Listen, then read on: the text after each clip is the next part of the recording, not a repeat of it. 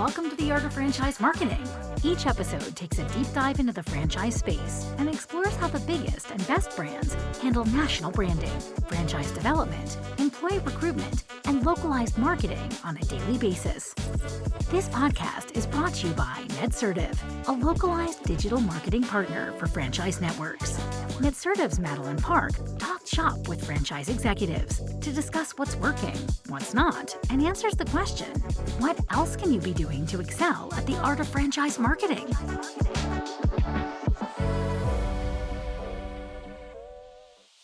Welcome back to the Art of Franchise Marketing. I'm your host, Madeleine Zook, Director of Marketing at Netsertive, and today we have Meg Roberts, the current CEO of Lash Lounge, but there's a million other things that she does. Meg, thanks for joining us today. Thanks for having me, Madeleine. I'm excited to be here. You know, it's first thing on a Wednesday morning after a Memorial Day weekend, so we'll just get right into it. Yeah, I mean, we're still trying to recharge from a long weekend. It's funny how you come back after a holiday weekend and you're more tired than when the weekend started. So I'm right there with you, and yeah, let's just get after it. So Meg, talk to our listeners about how you got into franchising, you know, kind of your past experiences, and then what you're doing right now with Lash Lounge, because I know you also have a couple other brands, sister brands along with that. Yeah, absolutely. It's kind of hard to remember how I got in because it's been a long time now. I think it's been 16 or 17 years. But I was a marketing professional by academic background and, desire post-college, post-grad school to really get into the ad agency world and consumer packaged goods and decision making and all that kind of fun stuff, which I did for several years, many years, I guess, in Chicago, and relocated back to my hometown of Ann Arbor. And unbeknownst to me, Southeast Michigan is this haven of this thing called franchising that I thought was chain stores back in the day. And I kind of stumbled into a locally owned family business called Molly Maid back in 2006 or 2007. And there was just so much opportunity from a branding perspective, from a digital perspective, that I was excited about using my marketing skills for this particular company, but I didn't really understand the scope and size and just amazement that there is in franchising as an industry unto itself. So that opened a lot of doors for me. I mean, first really opened my eyes that, hey, there's this really cool industry where you can be in business, you can be creative, you can use your marketing skills, your leadership skills, etc. But all of that sweat equity and all of that energy that goes into helping build a company actually helps build individual companies. So it's super satisfying.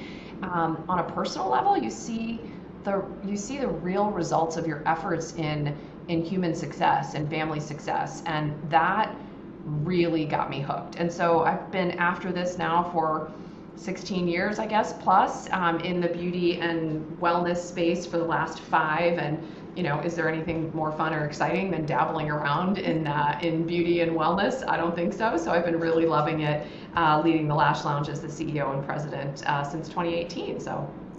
And you were the CEO of Molly Maid, correct? We didn't have that title. The title was president of Molly Maid at that time. Yep. And so what was the switch like to go from home cleaning to kind of beauty and health and wellness? Because that seems like night and day, but also in franchising, people say as much as it changed, it doesn't really change. So what I think it's more the latter comment there. I mean, for me, a blessing is that my background is in consumer research, and I really did study how people make decisions and understanding your audience. So a lot of what I thought I brought to the Molly Maid business was a better understanding of how you connect with your audiences, whether it's your employees or most significantly for the franchisee in marketing sense, how do you connect with your customers? So the customer is largely the same for me, moving from residential home cleaning and who's making that decision to also marketing and finding a way to attract largely female clientele in the beauty industry. So there was that, that sort of tangent that worked. But I really think ultimately, when you understand the industry of franchising, that's what you become an expert in. I would never suggest I'm a marketing expert or anything close to it anymore. But I do feel like I'm a franchising expert. So I can look at and evaluate brands across all verticals now and really understand, is this something people really want? Is this something where the franchisee is going to make a great living and be satisfied? Is this a business that's going to stay current, and are the employees going to be satisfied doing what they're doing? So I love that part of the industry, kind of the research and the looking under the covers of all the different brands. So and it really was just a lot of fun to switch into beauty, but it was a shift, no doubt about it. Well, it's funny because when you were the president of Molly Maid, I was the director of brands at Maid Pro, and at the time, franchise execs weren't really talking back and forth like they are now. Kind of, I think that the community is growing and people are more apt to share. But I remember us being frustrated at one point, and I think it was with franchise development, and our CEO Mark at the time was like, well, what is Molly Maid doing? And I literally in the meeting yelled back at him. I was like, I don't know, Mark, do you want me to just call up the president and ask? Let alone, now I'm actually talking to you, calling you up, asking you what you're doing. That's a really good insight, Madeleine, about how people do or don't talk in this industry. I've always felt like the most valuable thing that executives and people in this industry can give one another is advice and perspective. Mm-hmm. And honestly, let's face it, none of us are in such a unique space that it isn't big enough for some competition. And in franchising, the validity that comes with more successful franchise brands, I think just rises all of the industry and all of the brands that are part of it. So yeah, if you would have called me, I would have picked up, but here we are today. Yeah, and it's kind of like practicing what you preach, because we tell our franchisees, use your community, call each other, like everyone's there's plenty of, consumerism to go around, and it's similar to on the franchisor level, because you're right, we are in our own little club compared to, the multi-location businesses that are corporate owned and the independents where, if one ship rises, we all rise in franchising. So that's exactly. Now, digging a little deeper, because, I'm all things home services, but I'm clueless when it comes to health and wellness. What are some of the struggles you see, in your industry when it comes to franchise growth on the development side? Is it as segmented as it seems like your consumers are, or is it like both men and women? Did the personas change a lot? Yeah, that's a great question. I think from a franchise development standpoint and the type of franchisee that we attract in the beauty industry, and now as the CEO of Franworth's beauty division, I have 3 brands that largely you think are, more dedicated to women. Let's call it 90-10 in Lash, and, maybe 70-30 with SCOA facials, and with Sugaring LA, our newest brand, there certainly are plenty of male customers who are interested in hair removal. And with that use profile, you will see an expanding interest in the franchise development profile and the person who's interested. Ultimately, I think with any franchise and the right franchise consultant, someone is going to guide you toward what makes you feel satisfied. And if that's being a great employer, if that's engaging with your customers and providing a service, if that's feeling like a hero in home services, or feeling like a satisfier in the restaurant satiation space, you really need to explore that. I really hope people kind of consciously unpack what it is that they're interested in. But for our profile, ultimately, and it might surprise you, but we're about 50-50 male to female ownership in the Lash Lounge. And I think the appeal there across the gender profile is that it's a really, really great business. You can make a great living doing it, and the outcomes and the satisfaction, the feel-good component, it's really hard to ignore and set aside that's a really big piece of what we do, and that's pretty appealing to a lot of people, right? Your employees feel great, they're starting a career, and your guests feel terrific. People call you and come to you when they want to feel good, not when there's an emergency situation, which you and I both have experienced in home services. So there's a satisfaction aspect for sure.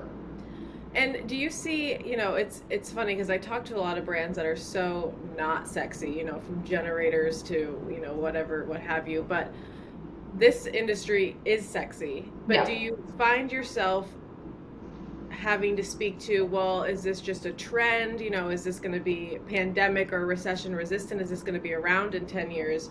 When it comes to lashes, especially, I think like that's just absolutely booming now, but it's not something you would have seen 5-10 years ago. Yeah, I think that's a great question. And there's no doubt every industry has something to overcome, whether it's the not sexy or in this case, almost too sexy, right? Like, can this possibly keep going?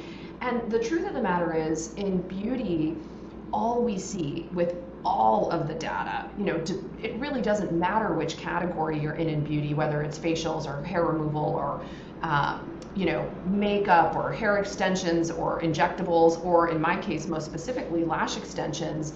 The trend, the modeling, the data all suggests and really has predicted that we keep adding more services. So our primary purchaser, our primary member, when I say we, is that person in the 30 to 50-year-old category who has the ability to keep augmenting and adding to their rituals, and those rituals become something that is a habit. It's no longer just a fad. It's something that's really satisfying, and that's a really incredible spot to be in. So I definitely see and confirm the continued growth of lashes. If our outcome post COVID is any indication, I mean, it's just absolutely booming. People wanted us to open up illegally to provide services. So that's an indication of how important it is to feel good and look good, and providing that service is absolutely a pleasure for us. So we overcome that with the data. We overcome that by asking our potential franchisees, hey, when was the last time you stopped getting your hair cut, or stopped getting your hair highlighted, or quit doing your nails, and if we're speaking to a male clientele, it's, hey, what does it look like in your daughter's profile, in your wife's profile, or your sister's profile? We're adding, and I can share with you the data that confirms that this is really, really absolutely a lifestyle trend, a lifestyle change, and not a fad. And I think too, there is such a bigger focus on mental health, and a big piece of that mental health is, having a good mental health is feeling good and looking good. It's not just about, oh, did you go to the gym? Did you eat a salad? It's, what have you done for yourself? That self-care. So it's definitely, like you said, mental health is not going anywhere, and being able to speak to that in terms of, kind of a parallel business line is really incredible. Now, for your employees, are you guys seeing the same kind of hiring and retention struggles that basically every other industry is seeing? And the reason I ask is because it seems like this is more of a passion and career, and something that someone would want to go into for a lifetime, working, doing, whether it's lashes or massages or hair or nails, where, on the home services side, no one wakes up and says, I can't wait to be a cleaner, that sort of thing. So are you seeing still some hiring struggles, or are you guys on the other end of that? We do. I mean, I think it would be, I just don't think it would be fair to say we don't struggle with employee retention and employee hiring as well, because most franchise organizations, regardless of the industry, are hiring a younger profiled professional. And, when I was younger, I was interested in a lot of things, and I might change my mind or think that I wanted to go another direction. So I think it's typical to struggle with retention and commitment at times, but I can tell you that we're really proud of the career opportunities we provide. So there's a big differentiation for us from a maybe more standard minimum wage opportunity plus type of job, and this is a career. Lash artists are people, and honestly, our estheticians and sugaring, and our estheticians who provide our facial services, they went to school to learn this trade. They're really passionate about the beauty industry, and specifically whichever craft they're performing. And if we can provide a really luxurious, safe place, prestigious place for somebody to work and develop and hone their craft with exceptional training and exceptional compensation, we are winning. And we do feel really good about the retention and the hiring practices that we have today. Would we love for them to be better? Yes. Would I love for every young person who's thinking about being a lash artist to say to themselves, the best place to be trained is at the Lash Lounge? That's the Ivy League of lashing. Absolutely. And that's what we're reaching for. We want people to see and know us as the institution for the best lashing, whether it's our clientele or our career-oriented lash artists. That's great. And I like the, the Ivy League of lashes, because it's true, the one of the biggest ways to retain is to build, a robust training place where people want to, learn, they want to stay, and maybe they want to bring their network. So, that's definitely something that we'll see continuing to grow over time. And switching more kind of holistically, as you're running this beauty empire, what is it like having, a very kind of stable system in Lash Lounge, and now you're adding these smaller brands?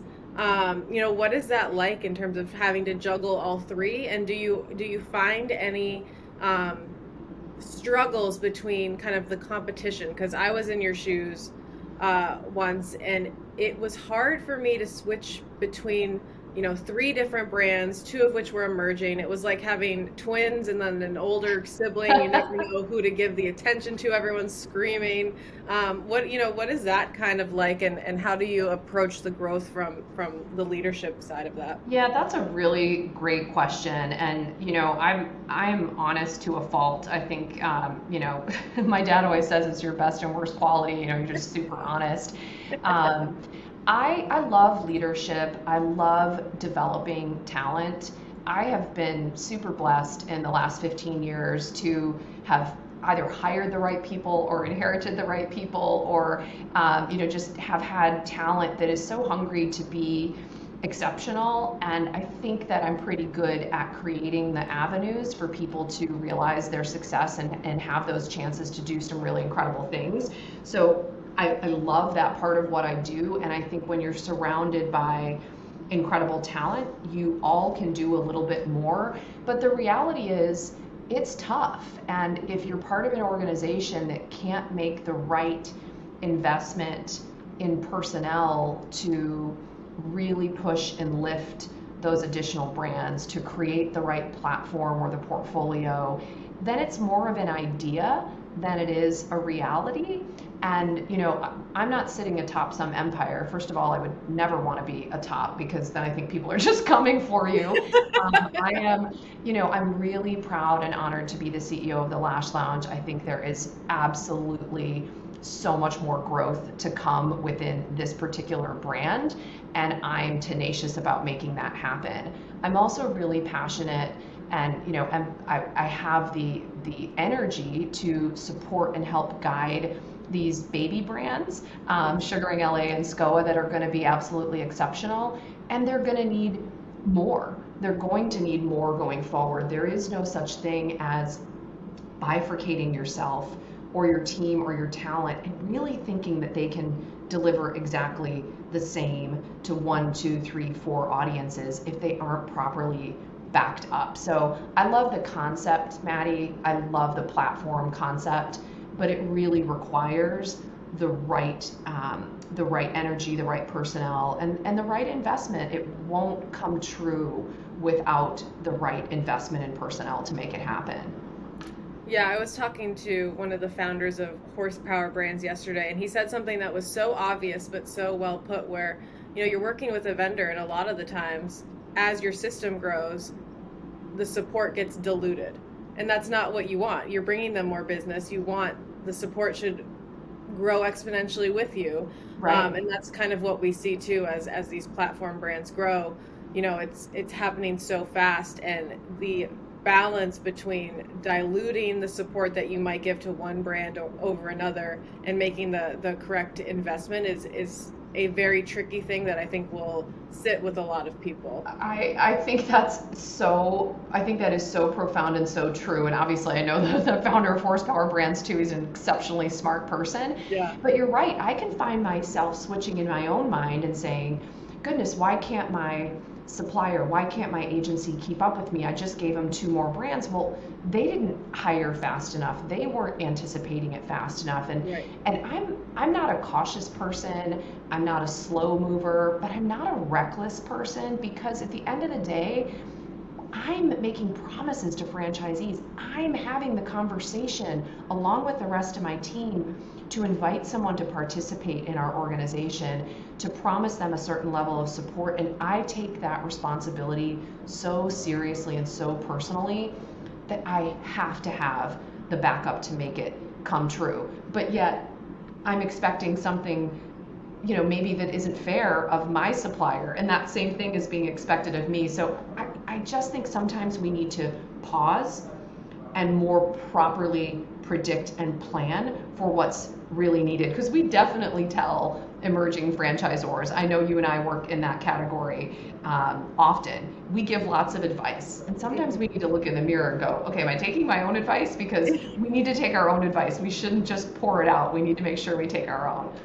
100%. And it's funny because sometimes we're asking franchisees to put in, X number, invest this number into your business. And if you look at that number and you're like, well, are we asking them to put in more than we're actually putting in on our end to the system? Because I think on the corporate end, as you grow, a lot of the times it becomes more, how is this fitting into the bottom line? We have to, because you're just trying to support so many things, and you find yourself cutting more than investing. And I think that's where the tricky part can come in, especially when you have emerging brands, is, are you making sure that everyone is getting the investment that they deserve? And on that, my next question is, one of the biggest ways for emerging brands, especially to evolve, is to, or I should say not necessarily emerging brands, but more legacy brands, is to continue adding services.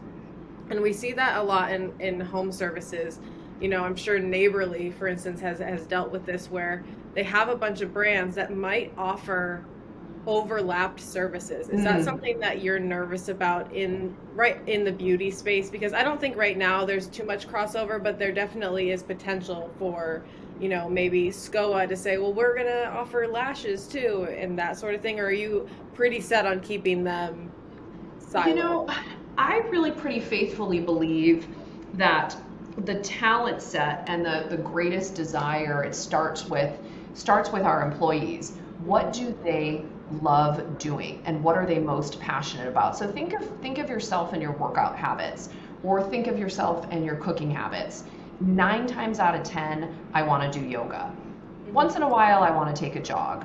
So if I were employed in that area, I'd love to be 90% focused on the thing I'm super passionate about, and maybe have the opportunity to exercise my side hustle and to do a little bit of different, dabble in something a little bit different on the side. And when I apply that same logic to what I see in our so precious employee talent pool within the beauty industry, I do think that our artists, lash artists, facialists, sugarists, etc., may be looking for another outlet at some point. So what I think could be possible, if I'm kind of imagining what a portfolio or a crossover could look like, the first thing I think is, how can I make my employees happy?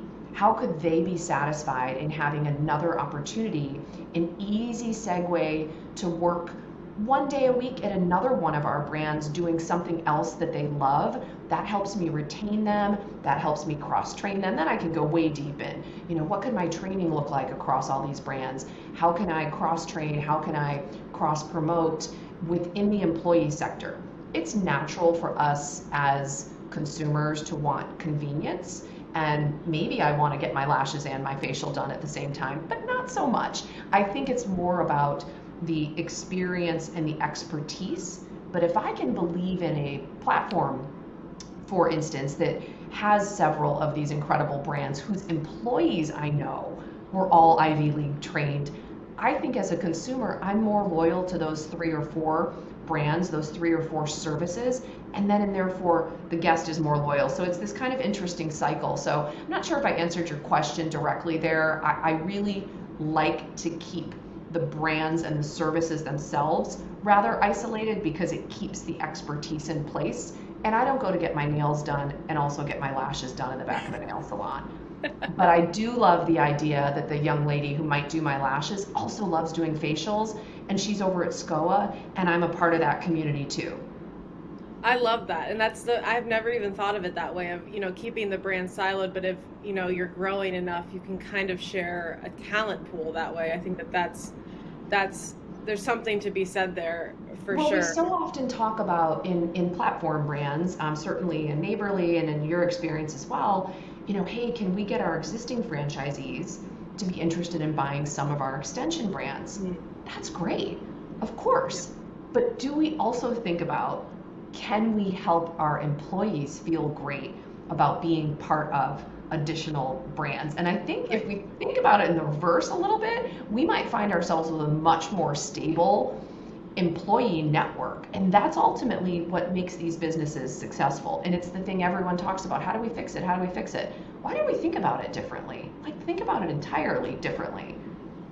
Yeah, and we have a little bit of that in my personal franchise locations, where we have a couple seasonal businesses, and when the season ends, the employee will then just go to another brand, so they're not unemployed for a season. So it's definitely interesting to think of it that way, and more of a, like you said, a kind of a passion project, side hustle. What else do they like to do?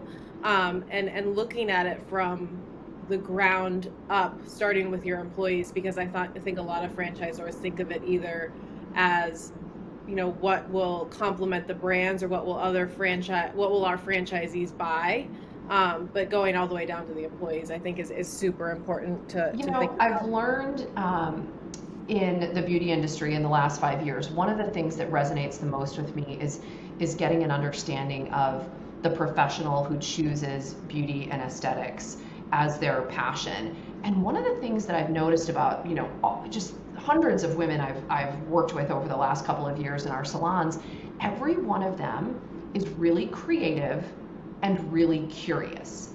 And if you're creative and curious, is it also logical that you might get bored doing the same thing after a while? I think it's pretty logical. So how do you tap into curiosity and creativity?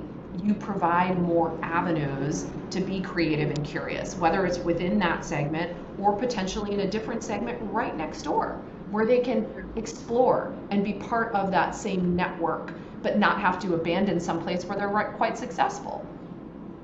I love that. And I think, there's something to be said too, is just through this whole chat, it really comes down to understanding people and taking the time to learn them, to understand who your profiles are, and really finding out not only, what makes them happy logistically in terms of maybe benefits or pay, but, kind of fills their soul, if you will, from, the inside out. So Meg, we are coming up on time, but I want to ask you this kind of double-ended question that, people love, and I never set anyone up because I like to hear the answer on the fly. So if you could give a piece of advice to a franchisor, what would it be? And if you could give one piece of advice to a franchisee, what would that be? I am going to start with the franchisee, because that's where my passion lies, in making sure that franchisees, have their eyes wide open and are prepared and eager to do what they're signing up for. The advice is easy for a franchisee. It is research, follow the process, and be a participant. And research means do your homework, make sure you're making a decision that is fundamentally good for you. Don't over-rotate, don't over-invest. Do what you know is right for you. And when you've made that right decision, then do what you committed to and follow the process. And when I say participate, if you're following the process and you're participating, you may find and discover things that you believe need to change or be adjusted. And if you're part of the system, you're going to be listened to. We always want to listen to our franchisees when they give us good advice and tell us, hey, this isn't working. That franchisee is participating and they've been following the process and they tell me, hey, Meg, it isn't working, I'm all ears. Absolutely. So I think those three things are really, really important for a franchisee. For a franchisor, you know what? It's actually the same advice. It is do your homework. Be very thorough in what you're planning to sell, in why you believe that that product or that service is so important. It is follow the process. Do what needs to be done to be a responsible franchisor, not a reckless franchisor that runs out and sells to everybody, not a slow and steady franchisor that never gets past 10 or 15, but follow a process and a path to success that's been proven by hundreds and hundreds of businesses and participate. If you are the founder, if you are the CEO, if you are the franchise business manager or the local marketing coach, you have a job, you have a responsibility, you have an obligation, and you have a privilege of being involved with the future of dozens, hundreds, if not thousands of potential franchisees and their family, and it is your obligation to participate, and you should be really thrilled to have it. That's outstanding advice, and I have no follow-up there. I think we can just mic drop right there. Well, you've heard it from Meg Roberts on The Art of Franchise Marketing. Meg, thank you so much for coming on. My pleasure, Madeleine. It's always so fun to talk to you. I can't wait to see you this summer, I hope. Yes, for sure. And if people want to connect with you, where should they go? Easiest place to reach me, because it's the shortest email, is Meg, M-E-G, at Franworth, FRANWORTH.com. Meg at franworth.com. All right. Well, I hope you get a lot of Lash customers, franchisees. Your summer, I'm sure, will explode. Oh, so it's a busy time of year. It's wedding season, so it's super busy.